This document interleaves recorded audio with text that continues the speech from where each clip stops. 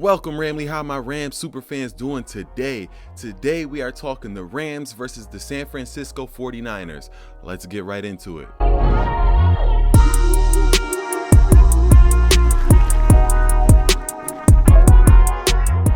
Let's kick this video off by talking about the injury report. Now, we lost tight end or wide receiver Jacob Harris for the season to an ACL tear. Now, Harris played primarily on special teams, so this isn't a huge loss for us this year. It is a little weird that a lot of our special teamers are getting season-ending injuries.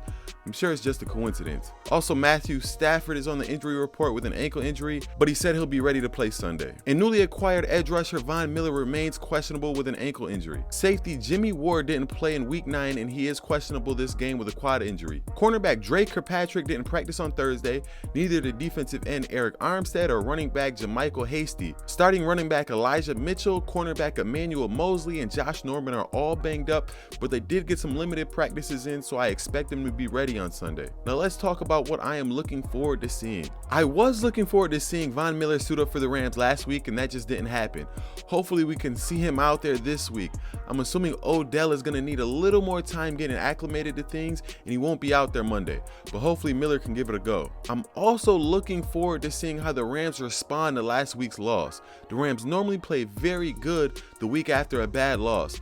I hope this trend continues. The 49ers lost to the Colt McCoy-led Cardinals last week, and the Cardinals won pretty easily. At no point in that game was the Cardinals win in jeopardy. That Cardinals team is either amazing or this 49ers team just isn't good at all. Either way, the Rams are a better team than the 49ers in all aspects of the game, and the Rams should take care of their division rival that's owned them in recent years. Guys, before we get into matchups, I just want to let you guys know, I'm sorry I never got a chance to recap the last game against the Tennessee Titans. I did travel out west of SoFi Stadium and I actually attended that game, and with the travel, the 3-hour time difference, coming back home, getting right back to work, my schedule has just been hectic and I haven't been able to get to record that recap video. So at the end of this video, I am going to just throw in my 2 cents on the Tennessee Titans loss, so stay tuned for that. Now let's talk about the passing offense versus the passing defense. 49ers are passing for 252 yards per game, while the Rams defense is quietly getting better,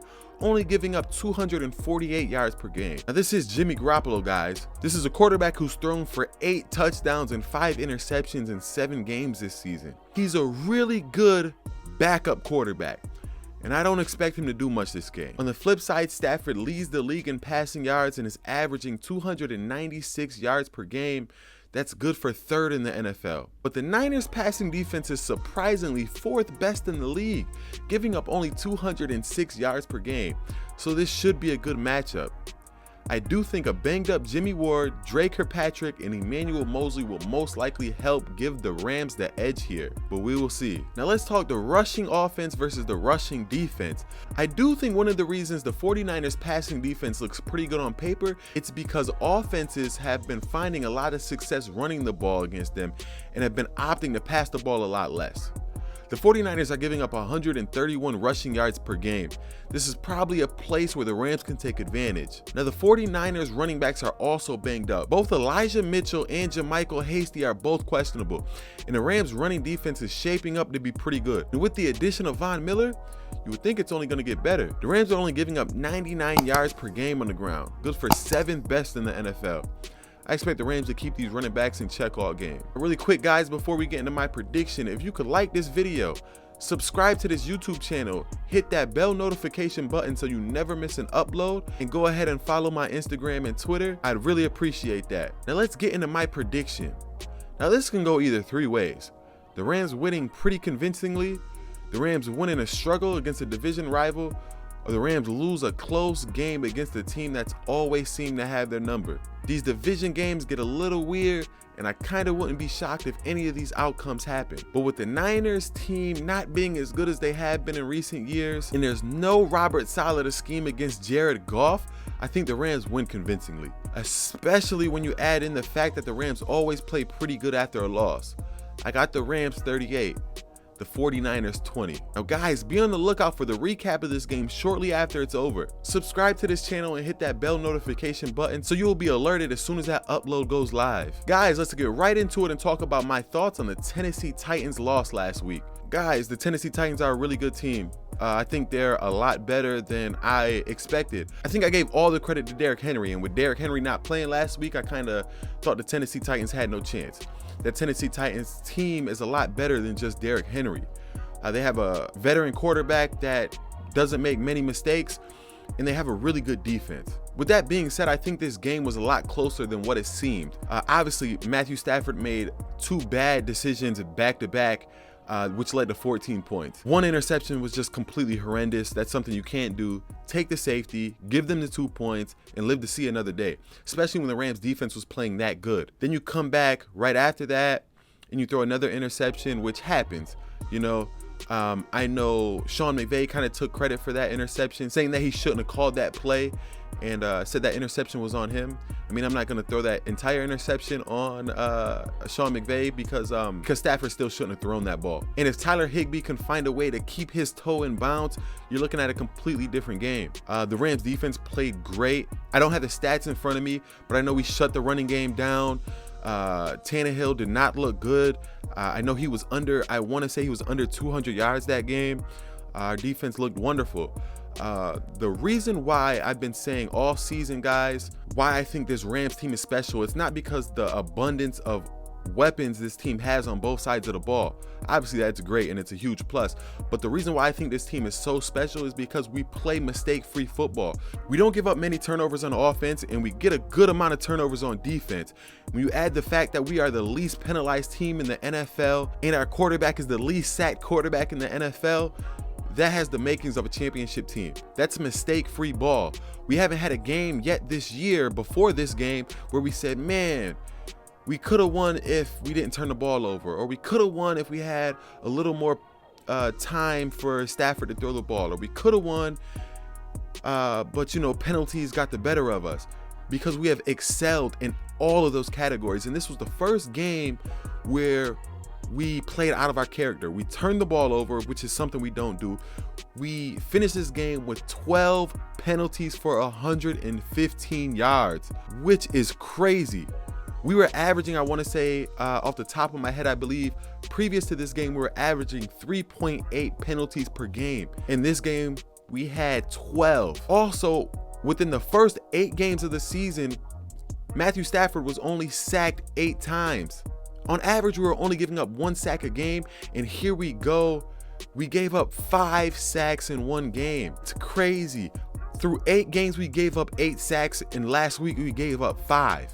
This was so uncharacteristic of the Rams, to give up that many sacks, to turn the ball over twice, to have 12 penalties. It was just uncharacteristic of the Rams. I hope that doesn't continue. I hope that was just a blip on the radar, and we could fix that and right those wrongs. The biggest concern of mine, though, is the actual protection of Matthew Stafford, because it's not like, you know, we got Andrew Whitworth back and he just struggled all game. Maybe he's still a little banged up. That wasn't the case. Everybody on that line struggled. So that was weird to see because they played so well.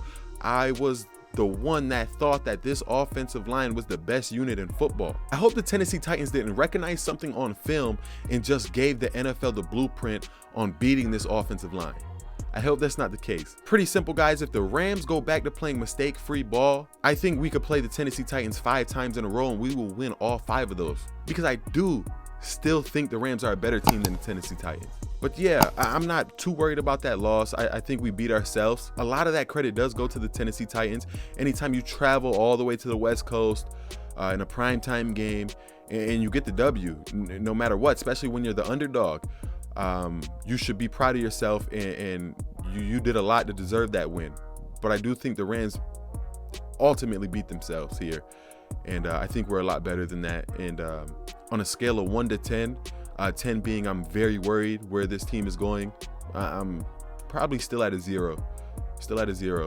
Now, if we go out there and we play the Green Bay Packers in a few weeks after our bye week and they beat us, or, you know, we look like we don't belong, then that meter is gonna go a lot higher. But until then, I'm not worried. And guys, I just wanted to say I did get a chance to see SoFi Stadium in person finally this past Sunday night against the Tennessee Titans. Man, oh man, that is like a stadium I've never seen before. I thought over the past year or so, everybody's just raving about how good this stadium was. And I thought, guys, it's a football stadium. How good could it be?